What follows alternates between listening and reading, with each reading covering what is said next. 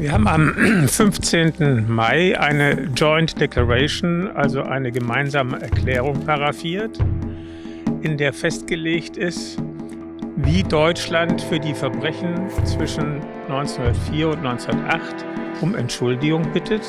Das ist ja nicht nur ein Lippenbekenntnis, sondern es ist ernst gemeint und deshalb hat das auch Konsequenzen.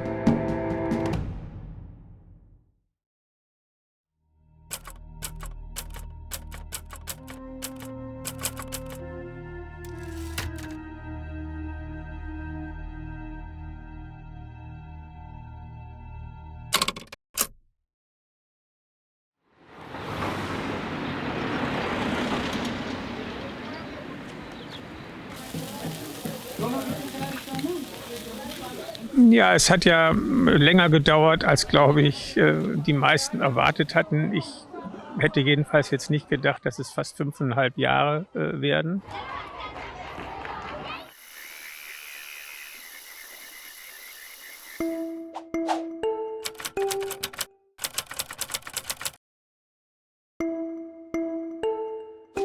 Die namibische Regierung hat auch einen Sonderbeauftragten ernannt, Dr. Zetten Gabiro.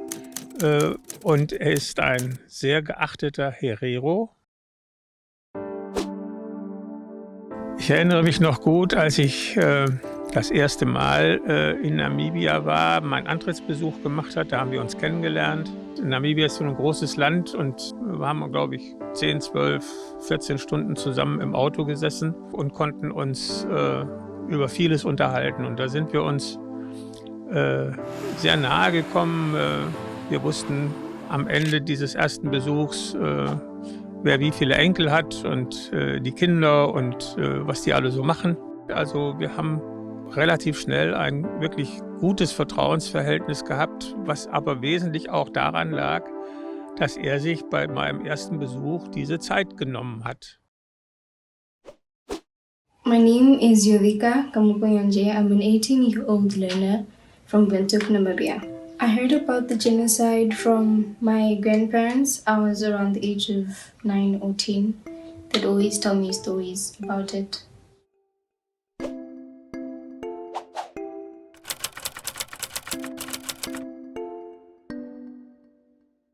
I was not actively involved in the negotiations that were taking place between the representatives of both nations.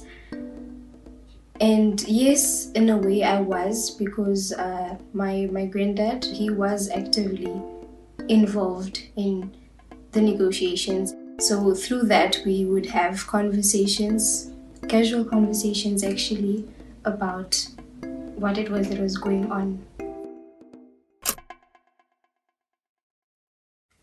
The victors write the history books, and with history there's always, a flip side to the coin. There's always two sides to a story. So we should familiarize ourselves with what had actually happened and why the Herero and the Nama communities are demanding justice for the lives that were lost. Deshalb, es ging schon darum, genau zu beschreiben, was damals geschehen ist, so dass beide Seiten sagen, ja, das ist jetzt unser Blick auf diese Vergangenheit, so ist es aus unserer Sicht gewesen und damit wollen wir uns auseinandersetzen. Was ist damals also geschehen? Auf dem Gebiet des heutigen Staates Namibia lag die Kolonie Deutsch-Südwestafrika. Der Zeitraum erstreckt sich von 1884 bis 1915. Die deutschen Siedler beanspruchen immer mehr Land. Außerdem leiden die Volksgruppen der Herero und Nama unter dem Rassismus der deutschen Siedler. Das öffentliche Auspeitschen, die sogenannte Prügelstrafe und oftmals milde oder gar nicht bestrafte Morde und Vergewaltigungen sind Beispiele für die damaligen Menschenrechtsverletzungen. Es kommt zum Aufstand der Herero. Nach einigen Gefechten wird am 3. Mai 1904 Lothar von Trotha zum Oberkommandierenden von Deutsch-Südwestafrika. Am 11. und 12. August kommt es zur historischen Schlacht am Waterberg. Die Deutschen siegen und die geschlagenen Herero fliehen in die Omaheke-Wüste. Lothar von Trotha gibt den Befehl, die Wüste abzuriegeln und das Volk der Herero von jeglichen Wasserstellen zu verjagen. Tausende Herero verdursten in der wasserlosen Wüste. Man spricht vom ersten Völkermord im 20. Jahrhundert. 2. Oktober 1904. Trotha gibt den Vernichtungsbefehl. Die Hereros sind nicht mehr deutsche Untertanen. Innerhalb der deutschen Grenze wird jeder Herero mit oder ohne Gewehr, mit oder ohne Vieh erschossen. Der Aufstand der Nama beginnt am 3. Juli 1904. Hendrik Witbooi kündigt seinen Schutzvertrag und erklärt den deutschen Siedlern den Krieg. Gründe für die Entscheidung waren zahlreiche Misshandlungen und Morde an Afrikanern durch deutsche Siedler. 22. April 1905. Trotha ruft die Nama auf, sich zu ergeben. An die aufständischen Hottentotten. Mit diesen Worten beginnt Trotha seine Proklamation, in der er den Nama ganz offen mit dem Schicksal der Herero droht. Die gefangenen Herero und Nama kommen in Konzentrationslager. Sie werden zur Arbeit im Straßen- und Bahnbau gezwungen. Wegen der extrem harten Bedingungen überleben nicht einmal die Hälfte aller Gefangenen. Dem Völkermord fielen 60.000 bis 80.000 Herero zum Opfer. 10.000 Nama starben. We have got to be aware of what happened but what we want to achieve in the future, not be tied to the past while remembering the things that happened, of course, but cement the relationship that already exists between Namibia and Germany.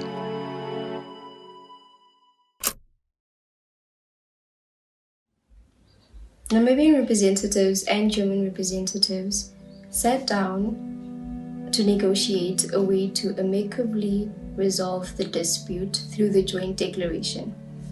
I was not actively involved in the negotiations. My granddad, he's the former paramount chief of the Oba Hereros, so he was actively involved.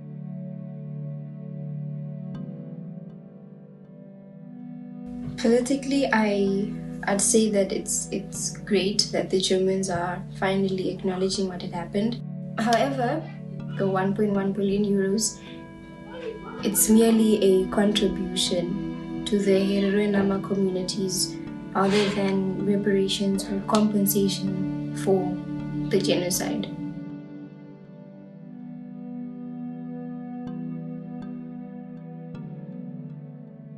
Ja, es hat ja eine Klage von Herero- und Nama-Vertretern, Herr Rokoro war federführend, gegen die Bundesrepublik Deutschland gegeben, mit dem Ziel, dort quasi einen Schadensersatz einzuklagen. Die Gerichte haben jetzt zum 3. Mal dieses Ansinnen abgelehnt, weil es eben keine Rechtsfrage ist, um die es geht. Die Völkermordkonvention von 1948 hat keine Rückwirkung, sondern es geht um eine politisch-moralische Frage. Und ich finde, der Wert dessen, was wir verhandelt haben und was das Ergebnis ist, nimmt eher dadurch zu, wenn man aus freiwilligen Stücken sich um Versöhnung und Entschuldigung und Verbesserung der Lebenschancen etc. kümmert, als wenn man dazu durch ein Gericht verurteilt wird.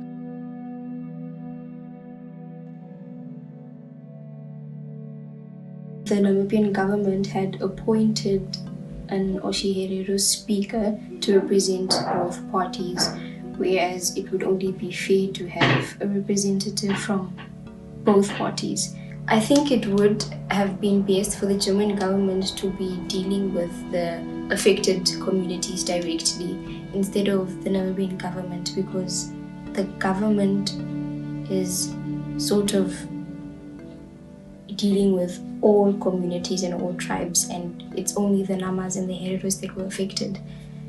However, the German government does not recognize the traditional authorities of the Nama and the Oba Herero.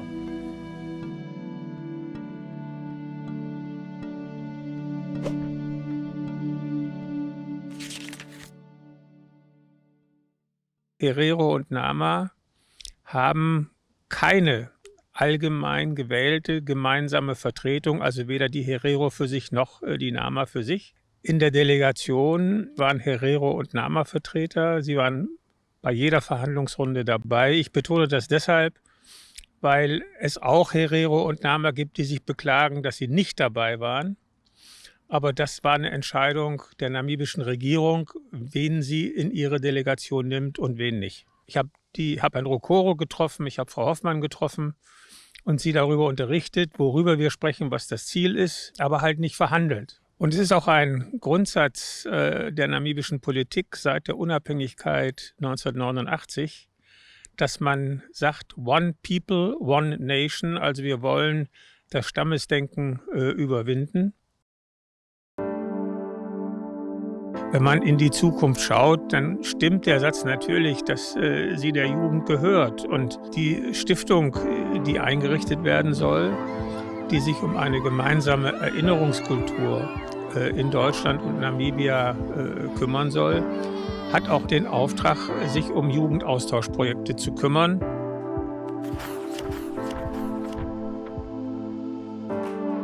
And the youth, because they are the future, they are particularly important, and we will want them to be directly involved in whatever projects we come up with. As I say, they are the future, and in order to have something that can be sustained, we should definitely be aware of the fact that our role as old people will come to an end very soon. And it's the future that matters for both our countries and our people.